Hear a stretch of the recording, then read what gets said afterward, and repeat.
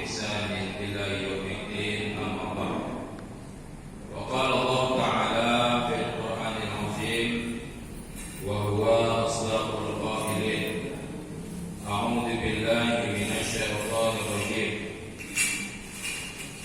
شهر رمضان الذي أنزل فيه القرآن هدى للناس وبينة من الهدى والفرقان وقال النبي صلى الله عليه وسلم من صام رمضان إيمانا واحتسابا غفر له ما تقدم من ذنبه صدق الله العظيم وصدقه النبي الكريم ونحن على ذلك من الشاهدين والشاكرين والحمد لله رب العالمين. Hadirin paduka Bapak, Ibu, jamaah salat zuhur yang dimuliakan Allah Subhanahu wa taala. Mari kita kembali bersyukur kepada Allah Subhanahu wa taala di atas segala limpahan rahmat, nikmat, keberkahan, kesempatan, kesehatan yang Allah berikan kepada kita, sehingga pada saat seketika ini kita bisa melaksanakan rutinitas ibadah kita bisa melaksanakan tugas kita selaku hamba dan juga makhluknya, dan lebih-lebih kita bermunajat kepada Allah Subhanahu wa taala. Mudah-mudahan rangkaian ibadah kita mulai dari subuh tadi sampai saat seketika ini bisa nantinya sebagai pemberat amal ibadah kita di hadapan Allah Subhanahu wa taala. Amin amin ya rabbal alamin. Salawat dan salam kita ucapkan kepada baginda Nabi Muhammad sallallahu alaihi wasallam dengan mengucapkan Allahumma shalli wa sallim wa barik alaihi. Kita termasuk hamba-hamba Allah, umat Rasulullah yang telah mendapatkan syafaat. Amin amin ya rabbal alamin. Hadirin paduka Bapak Ibu jamaah Masjid Saksi yang dimuliakan Allah Subhanahu wa taala. Pada pertemuan ini ada sebuah nasihat dari Sayyidina Abu Bakar Siddiq, yaitu sahabat Nabi sekaligus mertua baginda Nabi Muhammad sallallahu alaihi wasallam, khalifah yang pertama, dan namanya senantiasa kita sebut di malam-malam bulan Ramadan ini. Apa nasihat beliau kepada kita yang dinukil atau ditulis oleh Syekh Al-Imam An-Nawawi Al-Bantani dalam kitab Mashabihul Ibad, dan ini bisa menjadi pegangan hidup kita, bagaimana kita menjalani kehidupan di dunia ini dan bagaimana kita mempersiapkan untuk nanti di yaumil akhir. Apa kata beliau? Az-zulumatu khamsun wa siraju laha khamsun. Kegelapan itu ada 5 perkara. Ada 5 hal kegelapan, dan penerangnya juga ada 5 perkara. Yang pertama yang dikatakan kegelapan itu ada 5 perkara. Hubbud dunya zulumat wa siraju laha taqwa. Cinta terhadap dunia ini merupakan kegelapan. Walaupun kita hidup di dunia ini ada matahari, ada bulan, ada bintang, kita bisa melihat cahaya. Pada hakikatnya kata Abu Bakar Siddiq radhiyallahu anhu, ketika kita cinta terhadap dunia, maka kita berada dalam kegelapan. Kenapa bisa dikatakan cinta terhadap dunia itu merupakan kegelapan? Apa kata ulama? Li'annahu yuqi'u fi syubhati thumma fi makruhati thumma fil harami. Karena orang yang cinta rentan terjerumus kepada perkara yang syubhat. Namanya cinta terhadap dunia. Kalau kita sudah cinta terhadap sesuatu itu, apapun kita lakukan. Dulu kalau cinta sama rumah, tunggu bang di bawah pokok hanya untuk menunggu sepucuk suha. Awak tunggu pelan-pelan, walaupun digigit semut telur, karena rasa.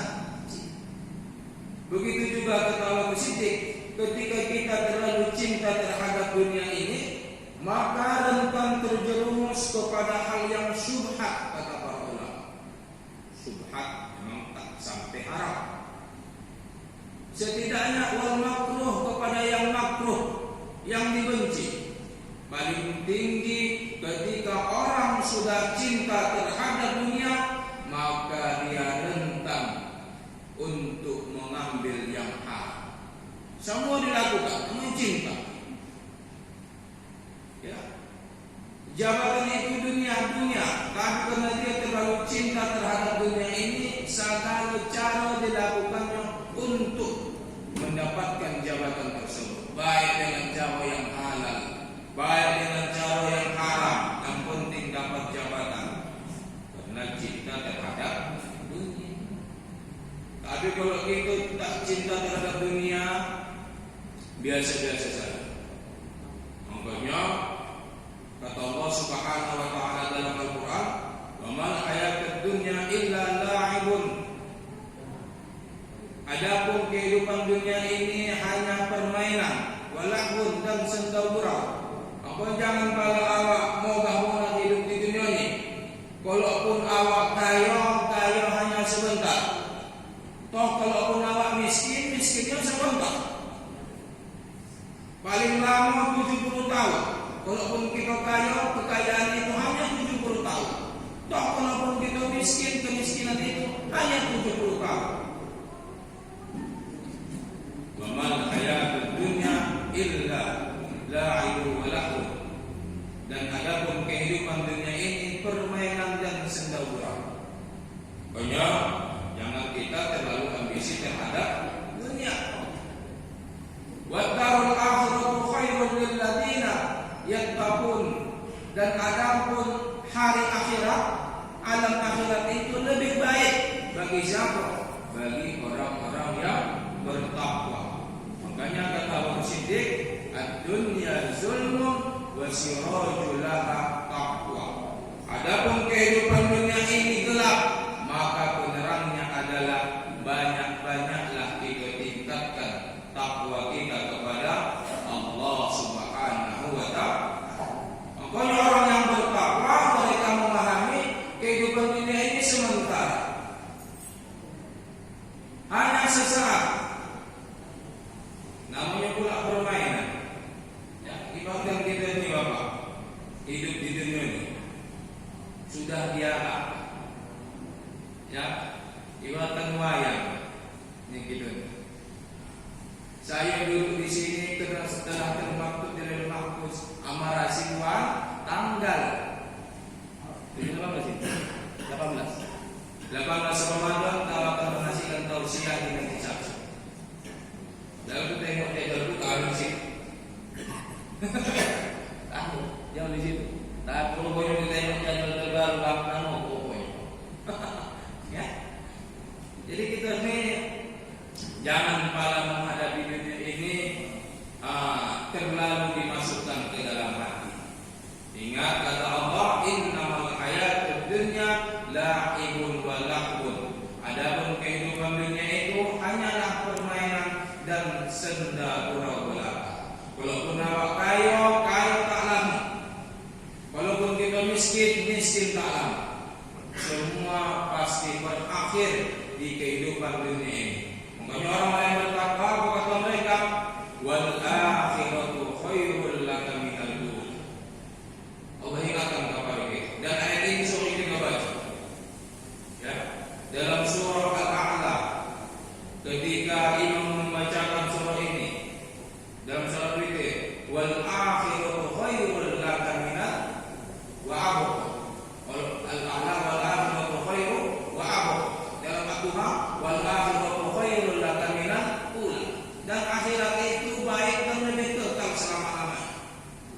Tinggal kita memilih apakah kita ingin hidup di dunia ini, ya, merasa kita kekal selama-lamanya, atau kita sebagai orang-orang yang beriman menganggap dunia ini adalah tempat sementara.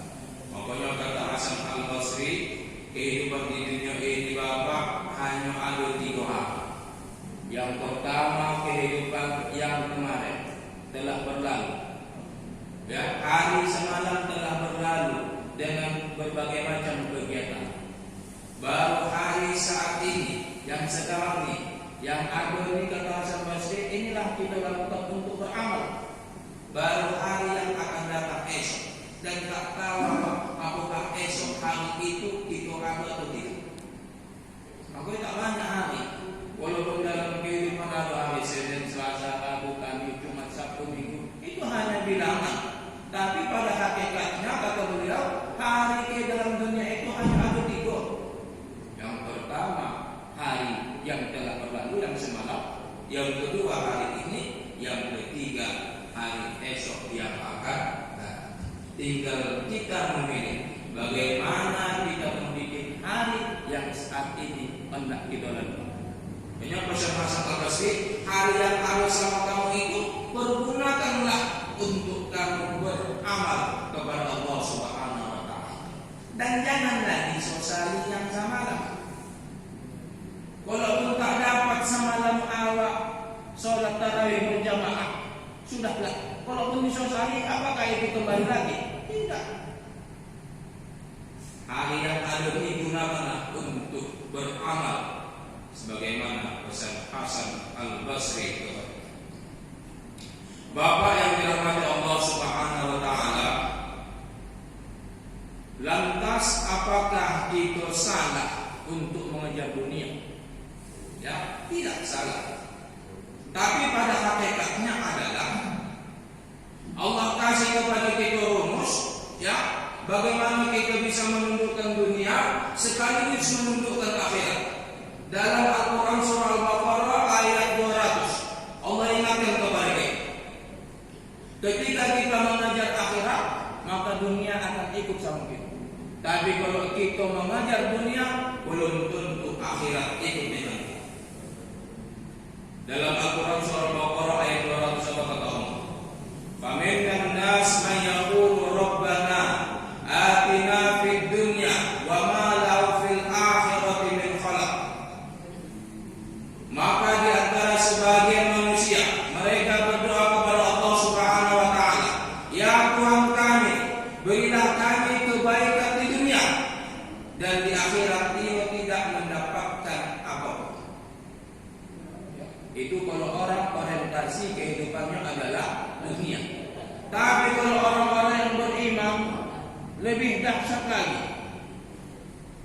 Dalam Al-Quran surah Al-Baqarah 201 Allah katakan, "Wa minhum," dan ada juga sebagian manusia, mereka berdoa kepada Allah. Doanya tak seperti yang pertama tadi. Apa doa mereka?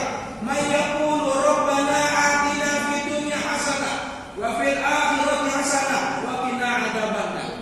Dan ada sebagian manusia, mereka berdoa kepada Allah, "Rabbana atina fid dunya hasanah wa fil akhirati hasanah wa qina adzabannar." Ya Tuhan kami, berilah kami kebaikan di dunia dan juga kebaikan di akhirat, dan jauhkanlah kami dari azab api neraka. Inilah orang yang orientasinya akhirat, maka dunia akan ikut kepada kita. Contoh, kewajiban zakat itu orientasinya dunia ke akhirat. Dunia ke akhirat. Akhirat. Karena zakat merupakan kewajiban. Bisa tidak kita berzakat kalau tak kaya? Tak bisa. Bisa berzakat kalau tak kaya? Tak bisa. Kita ingin berzakat 25 juta tahun. Bisakah kita berzakat 25 juta kalau tak ada atau kita 1 M? Tak bisa.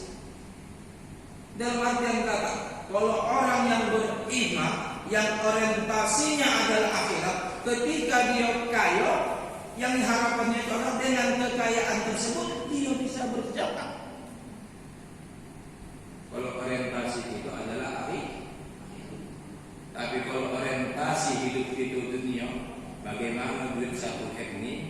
simpan, aku salurkan, dan kugotak dengan anak keluarga.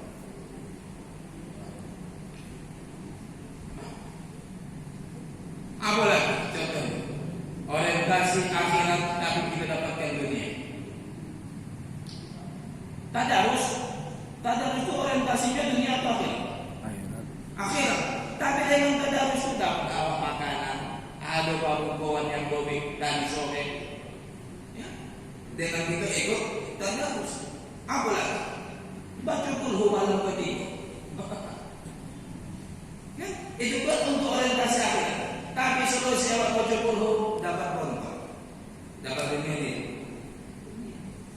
Makanya rumus Allah Subhanahu wa taala dalam Al-Qur'an ini surah Al-Baqarah ayat 201 ini, ketika kita melakukan akhirat maka serta-merta dunia akan mengikut kepada kita. Tapi kalau kita lakukan dunia belum tentu akhirat ikut dengan kita. Pokoknya tinggal kita pilih. Pokoknya jadikan orientasi kehidupan kita ini Bapak, kehidupan kita ini akhirat. Karena tak lama kita hidup di dunia ini, paling lama 70 tahun. Ya, kawan saya baru lagi umurnya 45 tahun udah cuci darah. Ya, ada kawan-kawan yang masih muda udah punya kita. Makanya jadikan orientasi kehidupan kita ini adalah untuk akhirat. Ketika akhirat kita laksanakan, yakin dan percayalah dunia akan datang. Yang paling mudah contohnya bangsa. Saya ceramah ini orientasinya dunia atau akhirat? Akhirat. Tapi setelah ini kan? Betul tak? Betul. Kalau lah orientasi saya ini Pak untuk dunia, amat udah tumpah nih Pak. Tadi subuh Masjid As-Salim jam 8 mengajar, udah habis jauh kemari. Tengok maki satu ayam. Tengok ayam di ada di. Tapi karena orientasi kita untuk akhirat, ya orientasi untuk akhirat, kita dimani segala macam semangat. Tapi kalau orientasi dunia tak akan ditolong Allah. Tapi karena orientasi kita untuk akhirat, kita kenapa kita hadir di sini? Karena orientasi kita untuk akhirat. Walaupun kita yang keluar tidak akan dapat apa. Tapi bersyukurlah di sini bisa kita masukkan AC, angin segala macam. Kalau di luar panas. Jadi takkan Allah hinakan seseorang ketika dalam hidup kita berorientasi kepada itu janji Allah dalam Al-Quran surah Al-Baqarah ayat 200 dan 200. Itu pesan Allah Siti. Az-zulmu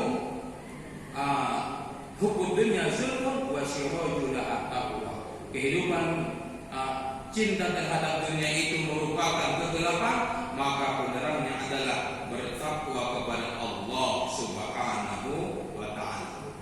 Yang kedua,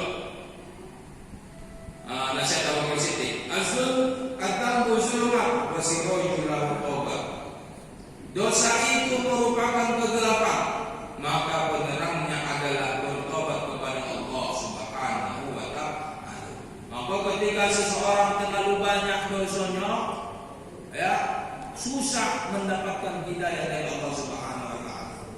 Dan ini langsung kata baginda Nabi dalam sebuah hadis, innal abda idza akhta'a khati'atan nuqitat fi qalbihi nuqtatan sauda. Apabila seorang hamba melakukan satu kesalahan, satu dosa, maka Allah akan beri di hatinya itu nuqitat fi qalbihi, dan Allah akan beri satu titik hitam pada hati. Ya. Fa idza huwa naza'a, dan apabila dia berhenti dari dosa tersebut, wastaghfara wa taba, memohon ampun kepada Allah, bertobat kepada Allah, wasaqula qalba, maka hatinya kembali ke dunia. Dalam artian kata Bapak, ya, kalau selama ini kita susah menerima nasihat, tongkak susah dinasihat, sudah dibilang itu bukan untuk mainan, ya. tapi ditojokan dulu. Payah menerima nasihat, coba dulu introspeksi diri. Mungkin terlalu banyak dosa yang kita lakukan. Mumpung ini bulan Ramadan, ya. Ramadan ini 24 jam rahmat Allah, ampunan Allah tercurah untuk kita. Walaupun ada satu hadis yang mengatakan awaluha rahmah wa awsatuha al-maghfirah wa akhiruha itqun minan nar. Awal Ramadan itu 1 sampai 10 merupakan rahmat. 11 ke 20 namanya bulan maghfirah. 21 ke 30 namanya itqun minan nar. Tapi pada hakikatnya di bulan Ramadan ini 24 jam ampunan Allah itu tercurah untuk kita. Enggak bulan apa lagi yang kita masuki supaya dosa kita ampun. Allah kasih kita bulan Ramadan, toh tak bisa juga dosa kita diampuni. Malas kita beristighfar kepada Allah, enggak bulan apa lagi. Ya? Makanya momentum Ramadan ini kita gunakan untuk membakar dosa. Momentum Ramadan ini kita gunakan untuk memperbaiki diri kita, memperbanyak istighfar kepada Allah Subhanahu wa taala. Semalam Ustaz sudah mengajarkan macam-macam istighfar. Ya, paham kita. Jajarnya kita beristighfar kepada Allah Subhanahu wa taala. Tinggal kita bagaimana cara kita beristighfar kepada Allah Subhanahu wa taala. Memang pula kita manusia, namanya pula manusia pasti memiliki kesalahan. Rasul pun ingatkan itu kepada kita. Kullu bani Adam khata'un. Setiap anak cucu Adam itu memiliki kesalahan. Apalagi apa? Wa khairul khata'ina at-tawwabun, dan sebaik-baik kesalahan adalah bertobat kepada Allah Subhanahu wa taala. Menjadi momentum Ramadan ini mari kita perbanyak istighfar kita kepada Allah. Ya. Karena dalam sebuah hadis kata Rasul, ya, ketika Nabi menaiki mimbar beliau, Nabi mengatakan amin amin amin 3 kali. Para sahabat bingung. Ya Rasulullah, maka senadari, wahai Nabi, kenapa engkau lakukan itu? Ketika engkau naik di mimbar pertama, di tangga pertama kau katakan amin, tangga kedua amin, tangga ketiga amin. Kenapa ya Nabi? Apa kata Rasul? Jibril berdoa